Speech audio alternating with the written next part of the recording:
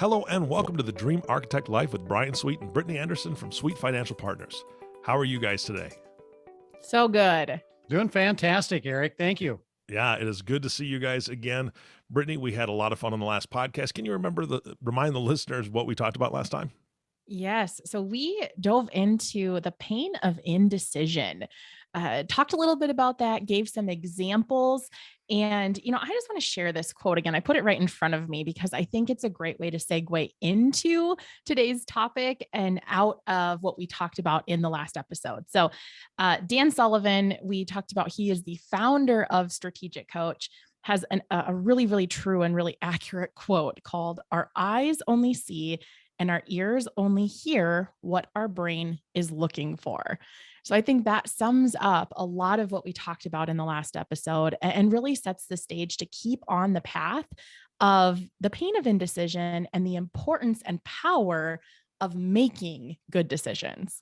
Yeah, absolutely. I think that that's so true in every aspect of our lives because I'll be looking for something around my house. If I'm just distracted, I waste 10 minutes looking for something. I can't remember what I'm looking for. So it's got to be top of mind. It's got to be something that my brain is programmed and ready to look for. So I love that quote. I think it's fantastic. So where do we go today? So today we're going to keep on this conversation. And, we gave a couple examples last week. We talked about the pain of getting home and you and your significant other trying to decide on what's for dinner and how that's a light topic, but it's one that everybody can relate to. So, I think it's important to really point this back to where we add the most value here at Sweet Financial Partners for one, but the context that you as the listener can really start to apply this and make massive changes, massive leaps and bounds in your personal life and how it relates back to your finances. So I'll just set the stage a little bit here. Okay. We talk about blending the topics of mindset and money, and how important that is, and how we believe that not enough advisors out there are actually talking about this. So if you don't have your focus in the right context, if you're not thinking about the things that matter most to you and to your significant other, then it's easy to get off track. So one of the things that we think about is, imagine you're sitting in with your advisor and you're talking about all of the exciting, awesome, fun things that you're going to do together in your retirement years. You're going to travel. You're going to experience new things like maybe a fun cooking class or a new form of exercise or hiking opportunities or, global travel, whatever that looks like to you. You're in these conversations and you're geared up and you're excited and you're ready for it. And all of a sudden, your husband or spouse dies of a heart attack. Just drop of a hat.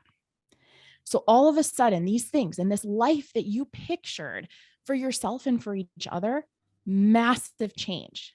Yeah. So now you're not only faced with grief, you're faced with making decisions on what your future is going to look like. So you're in the process of going through the mourning and the grief and trying to get life organized again. But now you're thinking, oh, okay, so we agreed on travel. So who am I going to travel with now? We agreed that spending time with our grandkids and building that legacy is important. Now you have to tell your grandkids that grandpa's not going to be at their games anymore. And all of these things are happening in your life as you saw it is massively impacted and changed. No matter how this happens, no matter, how prepared you think you might be, there's so much that can be done in advance. And we've seen this happen so many times. So let's rewind a little bit. As you're talking through those conversations of what life's going to look like together, while it's not fun and it's not comfortable, you need to think about what life might look like should something happen to one of you. So I'm just going to pause there for a minute to see if either of you have any insight. Brian, if there's anything you would add in that regard, but I think that's the point that we need to back into today. Well, I think that's a great start, Brittany. I think everybody just needs to really decide, what it is they want. And you can do it as a couple, but ultimately you have to understand what's important to yourself also. Yeah. And I think that partners, they have different goals anyway. Right. I know that just in my own personal life, my wife is way more outgoing than I am with different things in different areas. And I'm way more outgoing in other areas. And so we have our own hobbies. We have our own things that we like to do. And I think that that's important in any relationship. But Brittany, you're so right when it comes to planning that future together. sure, there's going to be times when we're doing our own thing, but most of the time that we plan is stuff that we're doing together. So I want to turn this a little bit, and Bryan, and ask you, how do you broach this subject with prospects and clients when you have to talk to them about this? Because it's not an easy subject, I'm sure. Well, it's really not. I mean, most times people haven't even thought about it at all. And it's just one of those things that as you're doing planning and getting to understand, who the people are, what they value, what's important to them, getting them to understand that life can change. And if it were to change, what's important to them, and also letting us know those items so that we can behind the scenes do any preparing if that stuff were to happen. And once we know, it's easier to get those things accomplished, because as Brittany alluded to, if something happened like she said and a spouse died of a heart attack, obviously the last thing you want to be doing is having to worry about all these other items. And you want to be able to spend time with friends and family and just, mourn the loss. But at some point you need to go forward. And if we know a little bit about what's important to you, we can be working on all those things behind the scenes. And as that transition happens, although it's not like a quick one, we can have a lot of that stuff kind of already done and the process begun so that they can get to where they're ultimately going to want to be, but in a much quicker, less impactful way. Yeah. Well, I know that obviously losing a spouse is a major transition, but what other transitions are we talking about here? Because it's not just that. There's other things that happen in life that people have to navigate. So do you have some examples of other things as well? Yeah, I mean, there's so many different definitions of transition. A big one, obviously, the elephant in the room is retirement, right? Hmm. That's a massive transition, deciding what you're going to retire to. We've talked in previous episodes about that everybody knows what they retire from. They know they're not going to go to the same job anymore. They know they're not going to see the same people every day. And they know that they have this newfound, I guess, freedom per se, but it's defining what you're going to do with it. Other transitions we see too can be an empty nest. You have parents who've raised kids and their whole life has been consumed around that. And all of a sudden they're like, okay, maybe we need to start thinking about us now, and not just the kids or the family unit, but it's more individualized. You have other things too, like divorce. Divorce is a tough one, especially when there's a lot of money involved. There's high emotions, there's high feelings. That one, I just have to throw this in there. This little tidbit is, there is so much value to having a non-biased party involved when it comes to making transition decisions, when it comes to to divorce, because it is such a touchy subject and a sensitive one. Yeah. Another one that just pops into mind is the sale of a business. We deal with that a lot, where you have a major liquidity event. You've sold, your whole identity has been tied to your business for your entire life. So think about transition and deciding how you're going to spend your time and what you're going to do and what's meaningful and what makes you feel purposeful. So those are just a handful that we often see.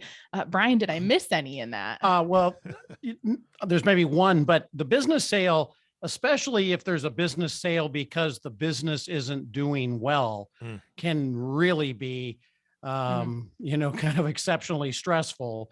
And so how you handle that is really critical. The only other one I could think of, and this doesn't happen as much, is either a sudden inheritance or, somebody winning the lottery, if you will.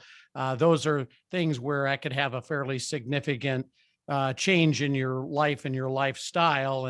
And especially when you come into a lot of money in a short period of time, as we've all heard, a lot of times people that win the lottery are broke in, very short period of time because they just don't know how to handle money. And so those can be really times when getting some great advice is so important. Yeah. One other thing that I just is really top of mind for me, and I'd like to ask you about, is a lot of us are in that sandwich generation. You alluded to it earlier. We've got kids, maybe grandkids and parents, but our parents, right?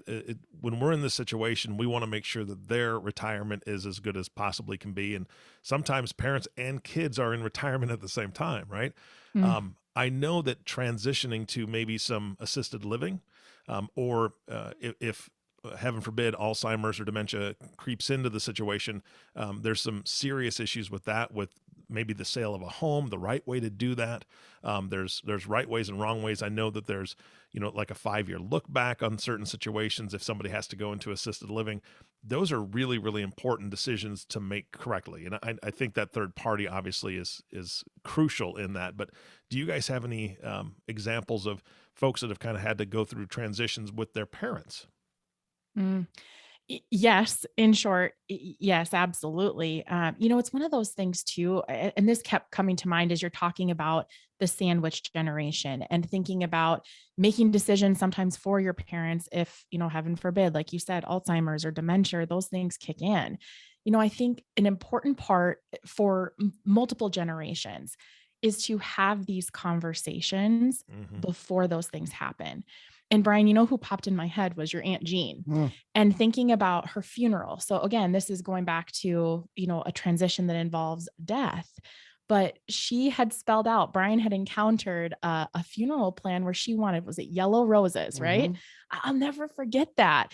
And I think that's so amazing because she was gone. She couldn't Yeah. tell Bryan that, but she had done the process of thinking ahead of time. And again, that's an extreme example. But if you think about this in the sandwich generation where you're having to make decisions, not only for your own life, but sometimes for your parents as well, and in a touchy subject, because not everybody wants to go into assisted living. Mm-hmm. So I think it's really going back to the core of having those conversations early on. So you don't have to guess. You don't have to guess what it is that needs to happen. Yeah. You have set a plan, and then you have, again, that non-biased accountability partner, be in your financial advisor or a friend or whoever, but somebody who can help keep you accountable to that plan, because that's what everybody involved has determined is really in your best interest. So Bryan, I don't know if there's anything else you want to add to that. No, I think that says it well. Yeah, I think so too. I think communication is exactly the point that you're making, and I think there's too little of that in a lot of scenarios. So, speaking of communication, I'm going to ask you in a minute for some contact info so people can reach out to you. But do you have any closing thoughts before we wrap up today's podcast? Yeah, I think today's podcast, it carries some heavy thoughts. Mm-hmm. I mean, nobody likes to think about the demise or death of their spouse or their parents or loved ones or anything like that. But here's really the core purpose. And if you think about this, we've seen this happen in more than one instance where, a spouse might pass away. And again, you're dealing with not only the death of somebody that you loved, but now you're having to manage finances in a way that you've never had to do before. You're having to manage your wealth in a capacity that maybe Mm-hmm. you haven't had to be the sole decision maker. The whole point in this is making your life easier and honoring what that person might have wanted for you. So if we go back to this core theme of decisions, we're trying to remove the heartache of decision making. Mm-hmm. So when you're looking at planning for your future, that's why these things are so important, because, and I'm going to give this instance. I don't want to go on too long with this, but I want to give this instance where we've seen it where a spouse has said, oh gosh, I want to honor, my husband, my late husband's wishes. I know he would have wanted this. But we might know from other individual conversations that that's not necessarily true. And they're holding on to this thought because they didn't have that conversation together. So again, just think about that, whether it's your parent, your kids, your spouse, your, close significant other, whatever that looks like for your personal situation, have these conversations, get a non-biased party involved so that they know your plan and can help remove the emotion out of decision making. I think that's really the core of this. Yeah, I think, deciding what you want and then communicating it to other key people in your lives is so important, Yeah. especially a spouse and children and your, financial advisor. And in thinking about this today, I came across this interesting quote, which I think really says a lot in its statement. And it goes like this: life is like a camera. Just focus on what's important, capture the good times, develop from the negatives. And if it doesn't work out, just take another shot. Wow, that's I've never heard that before, and that is powerful. I love that. I want to say this to the listening audience: it's not easy to have these conversations, but Bryan and the entire team there at Sweet Financial, they've done this hundreds of times. and they know how to help you have that conversation. So guys, I'd love for people to be able to reach out to you. What's the best way to get a hold of your office? Yeah. So I want to do this twofold because we want to make sure that as a listener, you're actually getting value. So you're not having to just reach out and have a conversation, but you can get value. So if you go to mysweetfinancial.com, that's going to get you direct access to our Retirement Readiness Center. So within that are tools. When you think about these heavy conversations and the thoughts that have to happen around them, there's tools in there that can help you get started. And sometimes that's what people need is just that little bit of boost, a little bit of direction to be able to get your thoughts onto paper so that these conversations can be a little bit simpler. So that's the first way. And honestly, the best to at least get started and really take away from what we're talking about here versus just listening to the wordsmith. Otherwise, you can email us directly. My email, it's Brittany@sweetfinancial.com, Brittany for those that are unsure of how to spell it. Bryan and Brittany, thank you so much for your time as always. Thank you. Thanks, Eric. You bet. And our last thank you goes to you, the listening audience. Thank you so much for tuning in and listening to the Dream Architect Life podcast with Bryan Sweet and Brittany Anderson. If you have not subscribed to the podcast yet, please click the subscribe now button below. This way, when they come out with a new podcast, it'll show up directly on your listening device. This makes it really easy to share these podcasts with your friends and family. Again, thank you so much for listening today. For everyone at Sweet Financial Partners, this is Eric Johnson reminding you that possibility comes to those who create it. And we'll see you next time.